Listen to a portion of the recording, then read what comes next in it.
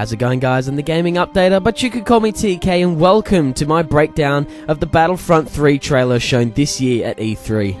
So the trailer features gameplay of the Walker Assault mode played on the planet Hoth. Now, in the last couple of days, they've released information on exactly how this game mode is played, and so just before I go through the breakdown, I want to read exactly what they've said about Walker Assault so that we know what's going on the screen. A lot of the symbols, a lot of the actions will make a lot more sense, and we'll be able to break this down a lot better. So here we go.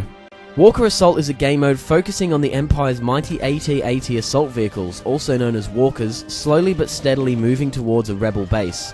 Playing as a rebel, that Walker needs to be taken down. Since your blaster won't make a dent in the armor, Y-Wing bombers must be deployed to weaken the AT-AT's defenses. The Y-Wings are called in by activating uplink stations located on the map. Once you've reached an uplink station and defended it long enough, the bombers are called in for one or more raids to weaken the Walker. During this window of opportunity, the Walker is vulnerable to attacks from normal weapons such as blasters and can be brought down, which presents some interesting strategic choices. Will your team members focus on defending the same uplink, or will they spread out and go for two? Once the Walker defenses are down, you can also try a trickier but incredibly stylish move, the tow cable takedown. Star Wars fans know the score. Find a snowspeeder and use its tow cable to entangle the AT-AT's legs, causing a fatal fall for the Walker. This is a real challenge, as damage to your vehicle can interrupt the takedown, and you also need to stay closer and closer to the AT-AT for each turn you take around it. If you're on the Empire side, your focus will be on the Imperial Walker being escorted safely along its destructive path. Stopping the rebels from calling in the Y-Wings is crucial, so expect a lot of firefights around the uplink stations. If you succeed in preventing an uplink station from being activated, it will eventually run out of power and be unusable to the rebels, who will be forced to find another uplink station on the map. If you find a certain power-up on the map, your Empire soldier can also access the Walker itself and take control of its mighty weaponry. You'll be in control of the Walker's guns for a limited amount of time, but that time will be extended if you score enough kills during that time. If you're skillful enough, you might be in this powerful seat for a long while. Alright, so now we know what's going on, let's head back to the start of the demo and break it down. Okay, so the trailer starts out inside of a rebel base. I'm assuming this is probably going to be this main spawning point if you're playing as the rebels. Now, 99% of this trailer is played outside of the base. However, there are a few factors that do show that there probably will be some firefights in here when the full game comes out. So here we go, this is the first shot we get of the user interface for Star Wars Battlefront 3. Now, in the bottom left-hand corner, we can see the map.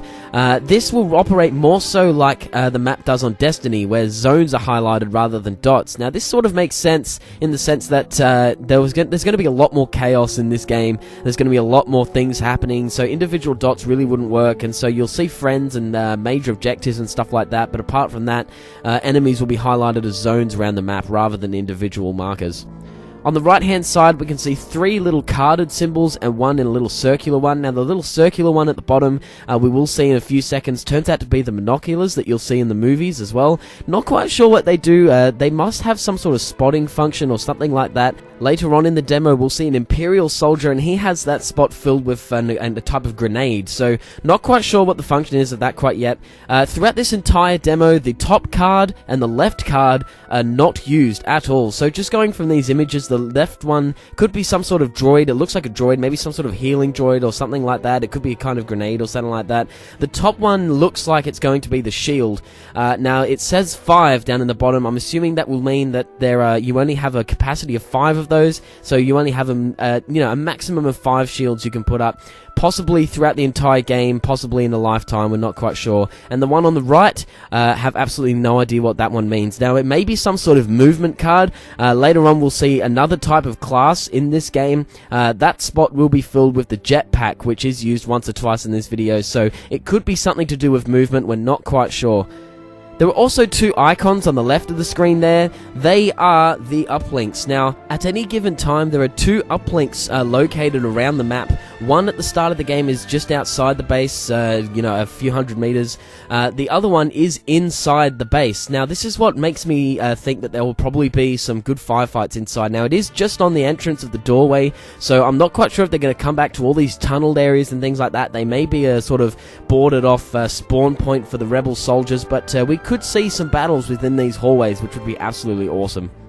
So as we leave to step out onto the battlefield, if you look to your left, you'll see another hallway with some more soldiers running down. So there they are there. So that sort of gives off that there's going to be more tunnels and things like that around the backside for more people to spawn. So, you know, hopefully, I just really hope there's some battles around there. You can see some X-Wings in this area. These do not look flyable. I'm assuming it'll be sort of like Battlefield where, you know, if you spawn in an X-Wing or a snow speeder or a TIE fighter or something, you sort of just come flying in from a random spawn point in the sky. So there is the binoculars I was talking about just then. You can see down in the bottom corner, I put it in slow motion, it actually being selected. So yes, that is the binoculars down there. We know that is some sort of rebel piece of equipment. However, judging from this interface, now they've probably hidden a few things, we don't know, but judging from that, it's probably some sort of spotting thing. And even if, you know, just looking through binoculars, sort of like spotting binoculars in Battlefield, it's probably going to be some sort of, you know, just bringing up the AT-ATs on the map or something like that, maybe highlighting enemies or anything like that. We're not quite sure. So hopefully we'll find out soon enough what this piece of equipment actually does. Alright, so now we get our first look through the eyes of an Imperial soldier running alongside an AT-AT. Now notice all the white cards around that central circle in the bottom right hand corner are all the same, except for that bottom one, which we'll find out soon enough is actually a grenade. And so that sort of leads me to think that maybe those white cards are going to be a class-specific item, or class-specific items I should say, and that this little circular one is probably to do with the actual, whether you are playing Rebels or Imperial. So just after we take a look up at the walkie here, we're going to see a few shots taken of a rebel over the hill. So remember, this can be played in first and third person. You cannot aim down sights. However, as you saw at the very start, you can look through your scope and things like that, but aiming down sights like you would in Battlefield as such is not going to happen. There we go, seeing the grenade going off, and notice the little icon down in the bottom right hand corner has gone, and that does not come back for the remainder of the clip. You'll also see here one of the uplinks being shut down by the Imperial soldiers, so you'll notice the rebels have tried to set it off, however they've been unable to defend it, and so, you know, that's cancelled the Y-Wings coming flying in and laying waste to the AT-ATs. So now we're going to head back to a rebel soldier, and we'll see the layouts have changed in the bottom right hand corner. His little item down in the bottom slot, the little circular one, seems to have disappeared. However, that is soon filled by a smart rocket that he finds on the battlefield. Notice as well the jump pack on the right, as well as the fact that the shield is now gone and has been replaced on that top one by some other circular symbol. Not quite sure what that's going to be. So we'll be able to see all those things that he's picked up just then come into use. So the jump pack will go off right now. Boom, he goes flying over. And you'll see him in defense here with the rocket launcher. Now, one thing I noticed as we're going back into first person is that he only gets one shot with that rocket launcher, after which it disappears. So here we go, fires, boom, taking out the AT-ST in one shot. But then it disappears and he goes in to activate another uplink, and that'll take about half a second. Another thing I'll point out quickly just before we move on is the fact that the jump pack did need to reload, in the sense that you can't just use it over and over again. Alright, and now we move into the driver's seat of our first vehicle. So now down the bottom right, the symbols have changed. The one on the left, we can see will be in a few seconds. You'll be able to see each of them in action. The one on the left will be your regular fire. The one on the right will be almost like a heavy fire, which you'll see just as soon as this pause finishes. And the top one is sort of like a raining down from above, almost like a bombing sort of situation. Now you may notice at the bottom of the screen there's a little white bar that showed up just as soon as we hit play. Now I believe this, for the AT-AT, is the amount of time you have left in the driver's seat. So notice each time he gets kills, it seems to fill back up again a bit with those yellow boom, boom, boom, boom, there it goes, and it's filled straight back up again. And so that bar is an indication of how much time you have left in the driver's seat. I'm just going to go back as well. Just another less important thing is I just want to point out that the bombing from the AT-AT does absolutely nothing to that captured uplink there, and so you are going to need to run in there and do that by hand. You're going to need to be on foot to have any influence on the uplinks. And so now we get to have a look at the eyes of a soldier sat in a snowspeeder. So there are only two things I want to talk about at the interface of the snowspeeder, and that is the yellow bar and the grey bar in the center of the screen down the bottom. Now that yellow bar is an indication of speed, and that grey one is an indication of health. Now there are only two symbols on the right hand side of the screen down in the bottom corner. There is that one on the left, the two arrows. Now they actually match up with the symbol that you'll see on the speed, the yellow dial in the center of the screen. So here we'll see it take off now. Boom, off he goes. So that is some kind of speed boost. As you can see, the bar free speed just goes completely full. The one on the right is not used in the demo. However, it seems to look like some sort of proximity scan. However, we're not 100% sure yet. So going back in slow motion now, we get to have a look at the tow cable takedown from the snow speeder. It's going to prompt him to press L1 and R1 at the same time, and you still must be flying here because of the thing I read at the start of the video, DICE did say that you will have to fly closer and closer to the AT-AT's legs in order to pull off this maneuver, making it rather tricky. Now notice the red circles that come up above their heads. At first I thought that this must be the health after they become vulnerable. However, they came up after the radio call was made that they are vulnerable, plus this one goes down with 93 listed in the circle, so I'm thinking maybe that's actually their distance from the rebel base, although that could just be from the tow cable takedown. So now we're going to get a look at some TIE Fighter action. Now, we don't get to see any X-Wing gameplay, unfortunately. However, in the TIE Fighter, we're going to see some first and third person. Notice the speed bars, the same sort of thing. We still have the speed boost in the bottom right-hand corner on the left-hand side of those symbols. The right one seems to have changed to some sort of missile rather than proximity, by my guesses. So maybe that's some sort of guided missile or something like that. We also see, as the TIE Fighter flips around to follow the X-Wing here, we see a little symbol pop up. There's a little arrow right next to the map in the bottom left-hand corner. We see this symbol pop up, and as soon as the animation for the flip is finished, it starts to go down. So I'm assuming that's some sort of controlled sort of spin animation, sort of like we saw in Battlefront 2, and that is the cooldown for the animation before you can do it again. Or at least that's my guess. I could be completely wrong. So now we're going to go back into the eyes of a rebel soldier. Notice that the prompts for the uplinks have gone, and the damage has been done to the AT-ATs, and so they can now be taken down by all fire. And here we can see that the prompts in the little red circles going down really quickly, so I'm 99% sure that is the health of the AT-AT, and that is just being withered down super fast. And as he jumps over into this small trench here, we're going to see another soldier put the shield down. Now, this is why I think that the top card in the start of the video was the shield.